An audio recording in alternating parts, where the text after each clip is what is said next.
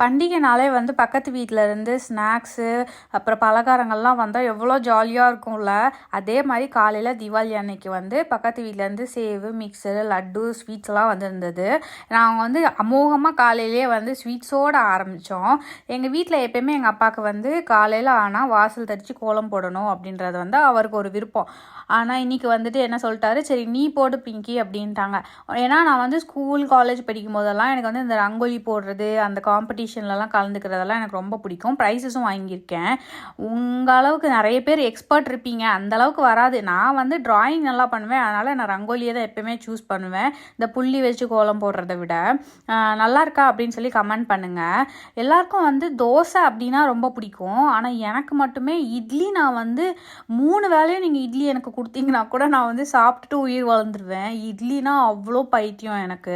காலையில் பிரேக்ஃபாஸ்ட் நல்லா இட்லியோடு ஆரம்பிச்சிட்டு, சரி மத்தியானத்துக்கு வந்து எங்களுக்கு முருங்கைக்கீரை வேணும் கூட்டு.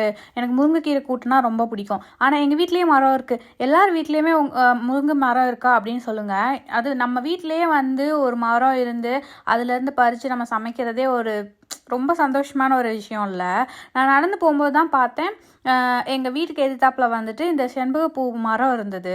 எனக்கு அப்போ பார்த்த உடனே எனக்கு ஞாபகம் வந்தது. ஏன்னா நான் ஸ்கூல் படிக்கும்போது என் ஃப்ரெண்டு ஒருத்தி, நான் வந்து ஹாஸ்டலில் படிச்சிருந்தேன். அப்போது என் ஃப்ரெண்டு டே ஸ்காலராக இருந்தால் அவள் வந்து எப்பயுமே அவங்க வீட்டில் வளர்கிற அந்த செண்பகப்பூ இருக்குல்ல, அதை வாங்கிட்டு வருவாள். அதுவும் ஒரு பின்னும் எடுத்துகிட்டு வருவாள். நான் வந்து அதை வாங்கி தலையில் வச்சுப்பேன். அதோட வாசம் இருக்கே, தூரத்தில் ஒரு ஆள் நின்று அந்த பூ வச்சுருந்தா கூட உங்களுக்கு இங்கே வரும் அந்த வாசம். அந்த அளவுக்கு சூப்பராக இருக்கும் அந்த பூவு. உங்கள் வீட்டில் இருக்கான்னு சொல்லி கமெண்ட்டில் சொல்லுங்கள். நாங்கள் வந்து முருங்கைக்கீரை வந்து வீட்டுக்கு எங்களுக்கு தேவையானது எல்லாமே நாங்கள் பறிச்சிட்டோம். கொஞ்சம் செண்பகப்பூவையும் திருடி பறிச்சுக்கிட்டோம் நாங்கள். எனக்கு முருங்கைக்கீரை பொரியல்னால் அவ்வளோ இஷ்டம். ஆனால் அந்த முருங்கைக்கீரையை ஒவ்வொன்றா உருவுறது இருக்கே, எனக்கு அவ்வளோ கடுப்பு பிடிச்ச வேலை. போலாண்டில் வந்துட்டு முருங்கை மரம் அந்த மாதிரிலாம் கிடையாது. அதனால் முருங்கைக்கீரை வந்து ரொம்ப காஸ்ட்லி. ஒரு கட்டு வந்துட்டு கிட்டத்தட்ட 300-400 சொல்லுவாங்க. டோரா தங்கம் என்ன ஆயிடுச்சுன்னா, இன்றைக்கி தீபாவளி தானே, அதனால் எல்லோரும் பட்டாசு வெடிக்க ஆரம்பிச்சோடனே பயந்து வீட்டுக்குள்ள ஓடி வந்துட்டான். அப்புறம் என் தங்கச்சி வந்துட்டு மாடிக்கு கூட்டிகிட்டு போயிட்டா. இங்கே என் தங்கச்சி பாருங்கள், வாழை இலையை வெட்டிக்கிட்டே என்ன அவன் வந்து பேசிக்கிட்டு இருப்பானு, நான் யூடியூப் சேனல் வச்சுருக்கேன் அப்படின்னு. ஆங்க்கா என்னை அவளே கேண்டில் நீங்கள் எடுக்கிறதுல அப்படியே உங்களுக்கு இவ்வளோ அழகான தங்கச்சியா அப்படின்ட்டு யாரும் பார்க்கணும்.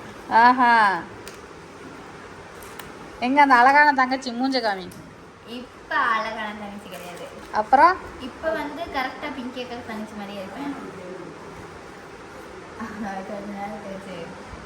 வீட்டிலையே வந்து வாழை மரம் இருக்கிறது அப்படின்றதுனால நாங்கள் வந்து அடிக்கடி வந்து வாழை இலையை அங்கே வெட்டி நாங்கள் சாப்பிட்டுட்டு இருந்தோம்.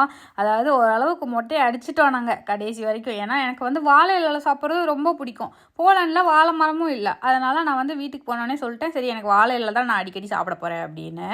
இன்றைக்கி மத்தியானம் லஞ்ச் வந்து சூப்பராக இருந்தது. பாயாசம், அப்புறம் வந்து நண்டு, அப்புறம் வஞ்சரம் ஃபிஷ்ஷு ஃப்ரை, அதுக்கப்புறம் வந்து மட்டன் சுக்கா வச்சுருந்தாங்க. காலையில் வச்சுருந்த சாம்பார் இருந்தது, ரசம் வச்சுருந்தாங்க. அவ்வளோ சூப்பரான சாப்பாடுன்னு சொல்லலாம். அதாவது எனக்கு இந்த நான்வெஜ் விருந்து மாதிரி இருக்கும்ல, எனக்கு அவ்வளோ இஷ்டம் கிடையாது. ஆனால் எங்கள் வீட்டில் செய்கிறது வந்து எனக்கு அவ்வளோ பிடிக்கும். நான் சாப்பிட்றதுக்கு முன்னாடி மற்றவங்களுக்கெல்லாம் பரிமாறிட்டு அவங்க சாப்பிட்டு அதுக்கப்புறம் நானும் வந்து அவங்க கூடவே சேர்ந்து சாப்பிடும்போது எனக்கு அவ்வளோ சந்தோஷமாக இருந்தது. ஏன்னா நம்ம ஃபேமிலியோடு நம்ம வந்து இவ்வளோ வெரைட்டி ஆஃப் ஃபுட்டு வந்து நம்ம வச்சு சாப்பிட்றதுன்னு போது ரொம்ப சந்தோஷமாக இருந்தது. எனக்கு வந்து அதான் நான் சொன்னேன்ல ஆல்ரெடி, எனக்கு வந்து இந்த கீரை பொரியல்னால் ரொம்ப பிடிக்கும்னு. அதனால் எல்லாத்தையும் சொல்லிட்டேன், கொஞ்சம் கொஞ்சமாக தான் கீரை நீங்கள் எடுத்துக்கணும், நான் தான் நிறைய சாப்பிடுவேன், அதுவும் நம்ம மரத்தில் வளர்ந்ததில்ல அப்படின்னு சொல்லிட்டு நானே வந்து நிறைய கீரை சாப்பிட்டேன். ஏன்னா நான் வந்து போலாண்ட்லேருந்து இந்தியாவுக்கு வரும்போதே நான் நினச்சிட்டு தான் வந்தேன், எதெல்லாம் வந்து இங்கே போலாண்டில் ரொம்ப காஸ்ட்லியாக இருக்கோ, எதெல்லாம் வந்து போலாண்டில் கிடைக்காத ஃபுட்டோ அதெல்லாம் வந்து நான் இந்தியா வந்து நான் நிறைய சாப்பிடணும் அப்படின்னு. யாருக்கெல்லாம் சாப்பிட்டு முடிச்சுட்டு நம்ம இலையிலேயே அந்த பாயசத்தை போட்டு அதை சாப்பிட்றது வந்து ரொம்ப பிடிக்கும் அப்படின்னு சொல்லி கமெண்ட் செக்ஷனில் சொல்லுங்கள். எனக்கு அவ்வளோ இஷ்டம். சில பேருக்கு அப்பளம்லாம் நொறுக்கி போட்டு சாப்பிடுறது பிடிக்கும்னு சொல்லுவாங்கள்ல, அந்த மாதிரி தான். ஆனால் இன்றைக்கி வந்து எங்களுக்கு அப்பளம் செய்யலை, ஏன்னா எல்லாமே நான்வெஜ்ஜாக இருக்கிறதுனால. ஸோ இன்றைக்கி தீபாவளி அப்படின்றதுனால நாங்கள் எல்லாம் சாப்பிட்டு முடிச்சுட்டு ஒரு கொஞ்ச நேரம் ரிலாக்ஸ் பண்ணிட்டோம். ஈவினிங் ஆன உடனே குட்டீஸ் எல்லாம் வந்துட்டு சரி குளிச்சுட்டு புது ட்ரெஸ் போடலாம், ஏன்னா காலையிலே போட்டுக்க வேண்டியது. நாங்கள் வந்து மற்ற வேலையெல்லாம் பண்ணிவிட்டு ஈவினிங் தான் வந்து ஜடை பின்னி விடுங்க, மேக்கப் போட்டு விடுங்க அப்படின்னு சொல்லி புது ட்ரெஸ் எல்லாம் போட்டுட்டு வந்து குட்டீஸ் வந்தாங்க. எனக்கு அவ்வளோவா வந்து ஜடை பின்னுறது அந்த இதெல்லாம் தெரியாது. எனக்கு ஒரேடியாக அவங்களுக்கு தெரிஞ்சது வந்துட்டு ப்ரைட் பண்ணி, அதாவது இந்த ஃப்ரெஞ்ச் ப்ரைட் போடுவாங்கள்ல, அதுதான் வந்து போட்டு விட்டேன். அதுக்கப்புறம் அதை சுற்றி வந்து பூ வைக்கிறது. இது வந்து என்னோட இன்னொரு தங்கச்சி. அவங்களுக்கு வந்துட்டு நான் எப்பயுமே வந்து குழந்தைங்களுக்கு இந்த ஃபவுண்டேஷனு, இந்த கெமிக்கல் ப்ராடக்ட்ஸ் வந்து ஃபேஸில் போடுறது எனக்கு இஷ்டம் கிடையாது. அதனால் அவங்களுக்கு வெறும் சன்ஸ்க்ரீனும் மாய்ஸ்சரைசரும் போட்டு இந்த பூ மட்டும் வச்சு விட்டுட்டேன். நான் அங்கே பின்னாடி பார்த்தீங்கன்னா தெரியும், அந்த 2 குட்டீஸும் வந்து விளையாடிட்டு இருப்பாங்க.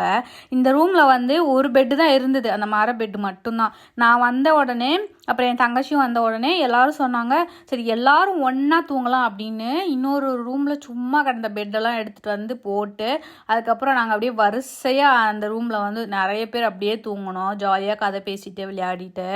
அதெல்லாம் வந்து இப்போ நினச்சி பார்த்தா கூட நான் ரொம்ப மிஸ் பண்ணுறேன். நான் குட்டீஸ்கிட்ட சொல்லிட்டேன், நீங்கள்லாம் அழகாக இருக்கீங்க, ஒரு டான்ஸ் ஆடுங்க அப்படின்னு சொன்னோடனே இவங்க பாட்டுக்கு வந்து அவங்களே வந்து ப்ராக்டிஸ் பண்ணி எனக்கு வந்து டான்ஸ் ஆடி காமிச்சாங்க. அது வந்து ஆல்ரெடி நான் ஷார்ட்ஸில் போட்டிருப்பேன். அதோட சின்ன கிளிப்பு தான் இது. எனக்கு வந்து சின்ன வயசில் தான் இந்த பட்டாசு வெடிக்கிறது அந்த மாதிரிலாம் வந்து ரொம்ப ஆசையாக இருந்தது. இப்போ என்னன்னு தெரியல, அந்த ஆசையே இல்லை போல. மேபி 7 வயசாயிருச்சுன்றதுனால மேபி எனக்கு வந்து அந்த பட்டாசு வெடிக்கணும்னு ஆசை இல்லை போல். ஆனால் குட்டீஸ் வெடிக்கும்போது அவங்க ஃபேஸில் இருக்க அந்த எக்ஸைட்மெண்ட்டு அதெல்லாம் பார்க்கும்போது எனக்கு வந்து அவங்க கூட சேர்ந்து வெடிக்கணும் அப்படின்னு தோணுச்சு. 7 வயசானாலும் அந்த பெரிய பெரிய பட்டாசுலாம் இருக்கும்ல, சில டைம்லாம் வந்துட்டு அது டொமீர்னு வெடிச்சிரும். அதுக்கு பயந்துக்கிட்டே நான் வந்துட்டு வைக்கவா வேணாமா பத்திரிச்சா இல்லையா அப்படின்ற மாதிரி நான் வந்து பயந்து தான் வச்சிட்டு இருந்தேன்.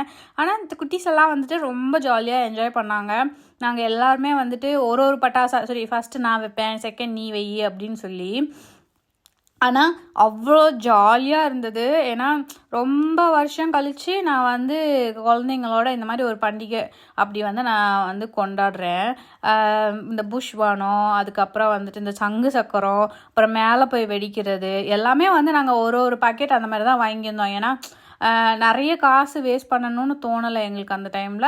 ஆனால் அட்லீஸ்ட் கொஞ்சமாவது ஏதாவது வாங்கணுமே அப்படின்றதுக்காக வாங்கியிருந்தோம். எல்லாருக்குமே வந்து ரொம்ப பிடிச்சிருந்தது. ஒரு என்ன சொல்கிறது, ஒரு ஃபேமிலியோட நல்ல ஒரு டைம் ஸ்பெண்ட் பண்ணிட்டோம் அப்படின்ற ஒரு திருப்தி வந்து எனக்குமே இருக்குது. இப்போ நான் இந்த வீடியோ எடிட் பண்ணும்போது கூட எனக்கு வந்து நான் ஆல்ரெடி இப்போ போலான்னு வந்துட்டேன். எனக்கு இப்போது எல்லாமே வந்து ரிவைண்ட் பண்ணி அந்த மெமரிஸ் எல்லாம் பார்க்குற மாதிரி தான் இருக்குது. இங்கே என் தம்பியை பாருங்கள், பட்டாசு சங்கு சக்கரம் இருக்குல்ல, அதை வைக்க போயிட்டு பத்தவே இல்லை, சும்மா காமிச்சிட்டு ஓடி வந்துட்டான். ஸோ இந்த மாதிரி தான் ஜாலியாக போயிட்டு இருந்தது. ஸோ உங்களுக்கும் இந்த வீடியோ பிடிச்சிருந்தது அப்படின்னா லைக் பண்ணுங்கள், ஷேர் பண்ணுங்கள், சப்ஸ்கிரைப் பண்ணிக்கோங்க.